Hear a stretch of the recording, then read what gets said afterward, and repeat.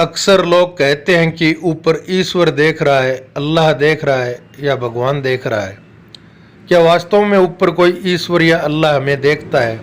इस सवाल का जवाब ओशो ने एक बहुत ही रोचक और ज्ञानवर्धक कहानी के माध्यम से दिया था। आइए सुनते हैं ओशो की वो ज्ञानवर्धक कहानी। तो कहानी कुछ इस तरह से है कि एक जंगल में एक अंधा और एक लंगड़ा साथ साथ रहते थे। जंगल में एक दिन आग लग गई तो उन दोनों ने एक दूसरे को सहारा दिया और जंगल से बाहर आ गए। क्योंकि लंगड़ा चल नहीं सकता था, देख सकता था, अंधा देख नहीं सकता था, चल सकता था। दोनों जुड़ गए। अंधे ने लंगड़े को कंधे पर ले लिया तो लंगड़ा देखता रहा, अंधा चलता रहा। दोनों आग से बाहर निकल आए, लेकिन बाहर आकर उनमें झगड़ा हो गया। अक्सर ऐसा हो जाता है, आग से बाहर आकर झगड़ा होता है, क्योंकि वे ये कहने लगे कि मैंने बचाया तुझे, वह कहने लगा मैंने बचाया तुझे। मैं आ गया बीच में, मारपीट हो गई। पुरानी कहानी है, उन दिनों ईश्वर देखता रहता था ऊपर से कि कहाँ क्या हो रहा है। अब तो थक गया, ऊब गया और अंधे लंगड़ों को कब तक देखता रहे।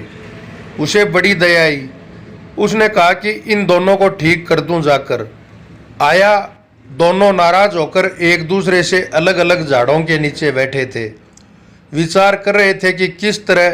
अंधा सोच रहा था कि इस लंगड़े की आंखें किस तरह फोड़ दूं, बड़ी अकड़ बनाए हुए हैं आंखों की। और लंगड़ा सोच रहा था कि इस अंधे की टांगे कैसे तोड़ दूं। तभी ईश्वर आया। उसने पूछा पहले को।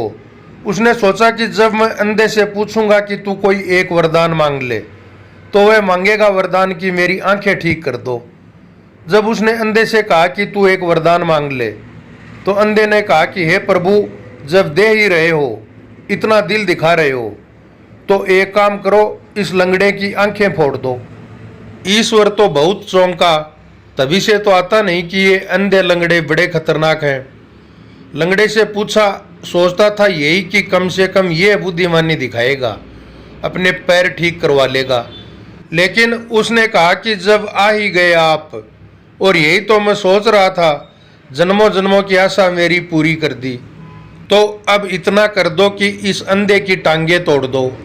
अंधे और लंगड़े के वरदान सुनकर ईश्वर वापस ऊपर चला गया और वापस कभी नहीं आया। आना दूर की बात है, नीचे देखता तक नहीं अब ईश्वर। आसमां पे खुदा और जमी पे हम, आजकल वो इधर देखता है कम।